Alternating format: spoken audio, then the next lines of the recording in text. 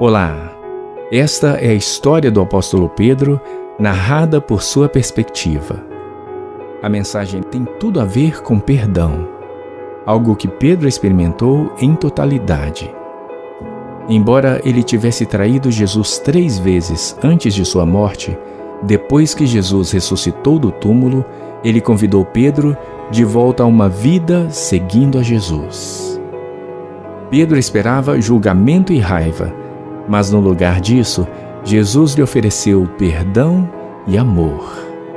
Como Pedro, também nós podemos saber que a ressurreição de Cristo oferece uma promessa de redenção, restauração e renovação para a nossa vida hoje. Não há nada nem ninguém mais poderoso do que o nosso Salvador. Quando penso no que aconteceu, em como Jesus foi pregado na cruz e no milagre que se seguiu, um milagre que mudou radicalmente cada uma de nossas vidas e toda a vida futura que cresce em seu nome, não posso deixar de pensar como Jesus pôde dar tanto de si mesmo por nada em troca. O dia em que traí Jesus foi um dos pontos mais baixos de toda a minha história. Mal dormi naquela noite e as horas pareciam passar arrastadas, como se para me dar mais tempo sozinho comigo mesmo, preso, lembrando da gravidade do que eu tinha feito. Estava convencido de que meus erros haviam me empurrado para longe do alcance do amor de Jesus, que eu jamais poderia voltar atrás. 3 vezes eu o neguei, assim como ele havia dito que eu faria. 3 vezes eu havia dito publicamente que não tinha nada a ver com Jesus, que não era um dos seus seguidores, que nunca havia ouvido falar dele. 3 vezes virei as costas para tudo o que ele já havia feito por mim. Quando Jesus me disse que eu ia negá-lo, eu simplesmente não acreditei nele. Eu sabia quem ele era e eu o amava. Naquela época, pensava que eu era um discípulo fiel. Eu lhe disse que o seguiria até a prisão, até a morte se necessário. Mas foi só a situação ficar mais difícil que descumpri completamente as minhas palavras. Assim que as palavras saíram de meus lábios pela 3ª vez, o galo cantou e eu me lembrei do que Jesus havia dito. Gelei por inteiro. Em verdade te digo, ele disse, nesta mesma noite, antes que o galo cante, você vai me negar 3 vezes. Assim que percebi que havia feito exatamente o que Jesus havia predito, a culpa e a vergonha me envolveram e traspassaram. Como pude abandonar meu bondoso mestre? Estes sentimentos ficaram ainda piores quando Jesus morreu. Depois de ter traído Jesus, pensei que ao menos teria a chance de dizer o quanto estava arrependido e pedir perdão. Mas ele foi rejeitado também pelo nosso povo e pregado numa cruz. A sequência desses acontecimentos foi intensa e rápida, e quando me dei conta, percebi que nunca conseguiria restaurar o que fiz. Eu o havia decepcionado no momento que mais importava. A dor de perdê-lo era avassaladora, e a dor de tê-lo traído multiplicava o amargor daquele sentimento. Nenhum dos discípulos foi o mesmo depois do nosso Cristo ter sido pregado no madeiro. Sentimos sua morte tão profundamente que nos fez doer os ossos. Um mundo onde ele não estava era automaticamente um lugar sem esperança, e processar o luto se mostrou um grande desafio. Por isso, quando Maria veio correndo até nós para nos dizer que alguém havia levado o corpo de Jesus de sua tumba apenas 3 dias depois que ele foi enterrado, ficamos tão chocados que tivemos que ver a tumba vazia por nós mesmos. Como alguém poderia ter tirado o corpo de Jesus do túmulo? Corremos o mais rápido que pudemos e, quando chegamos lá, vimos que estava completamente vazio. As faixas de linho que tinham sido usadas para envolver o corpo de Jesus estavam ali, e o lenço que estivera sobre a cabeça dele estava dobrado à parte, separado das faixas de linho, como se ele mesmo as tivesse deixado assim. O silêncio pairou no ar por alguns segundos. Me vi um tanto confuso. Por que alguém levaria o corpo de Jesus e deixaria as faixas de linho para trás?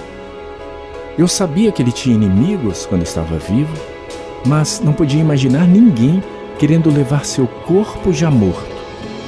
Naquela noite, os outros discípulos e eu nos sentamos juntos em uma das casas.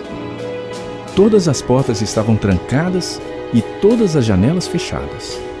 Estávamos aterrorizados que os líderes judeus que haviam incitado a morte de Jesus viessem atrás de nós também. Quando nos sentamos ali, conversando entre nós sobre os estranhos acontecimentos do dia, de repente apareceu alguém em nosso meio. Ficamos com medo e confusos, até que o homem que apareceu falou e nos disse: "A paz esteja com vocês."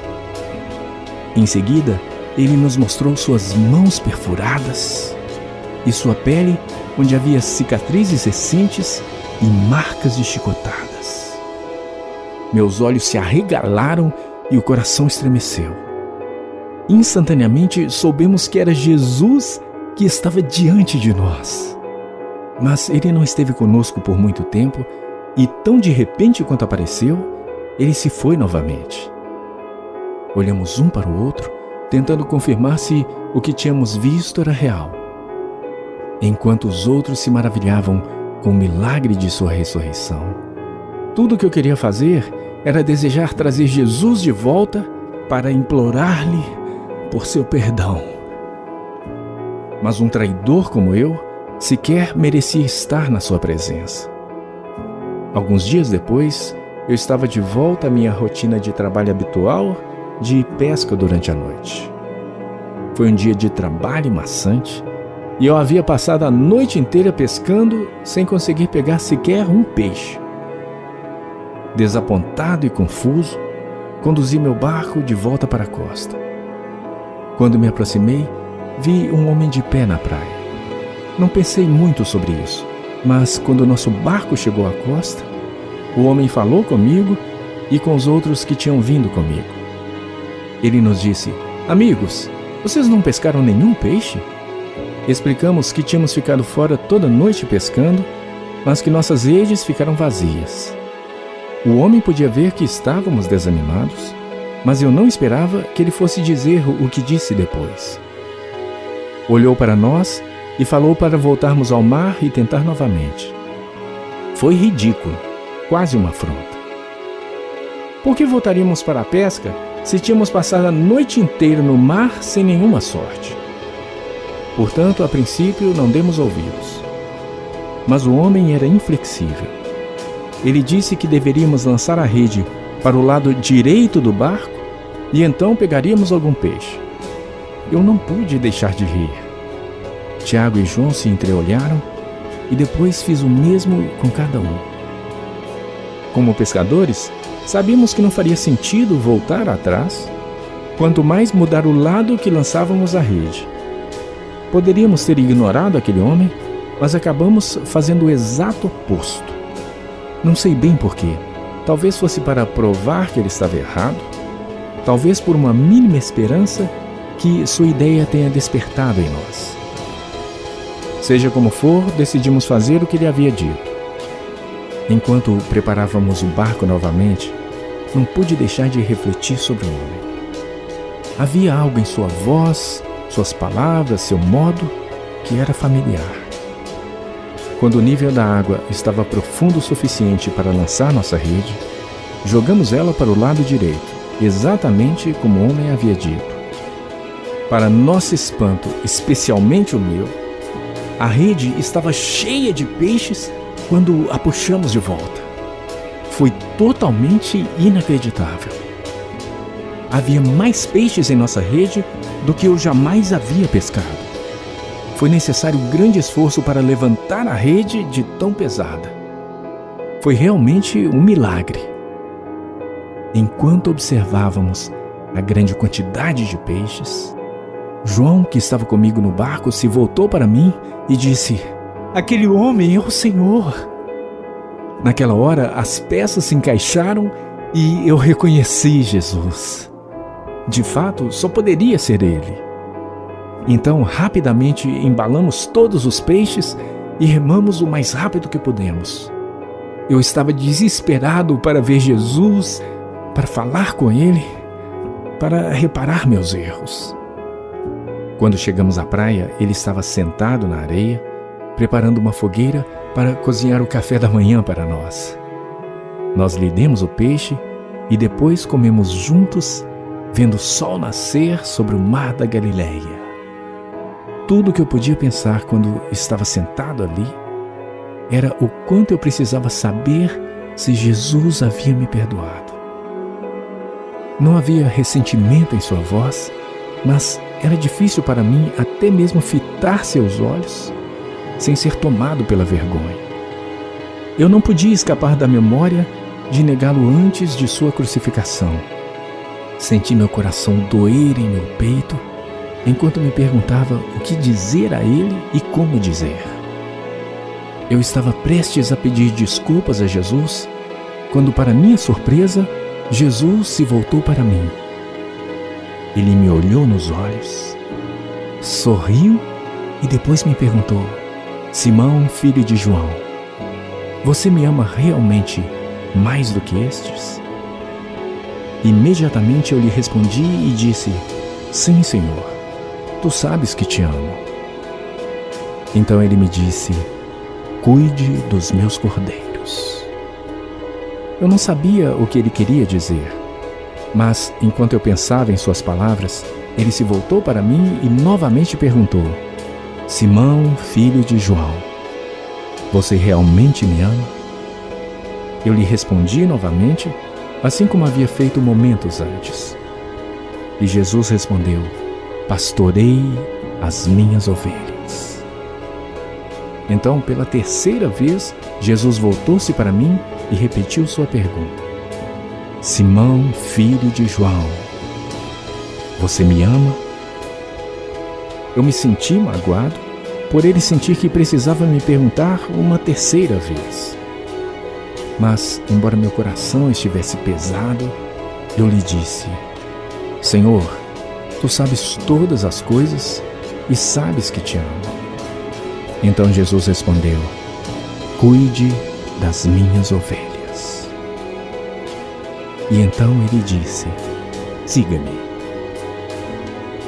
Não posso descrever a sensação de ser convidado mais uma vez a seguir Jesus.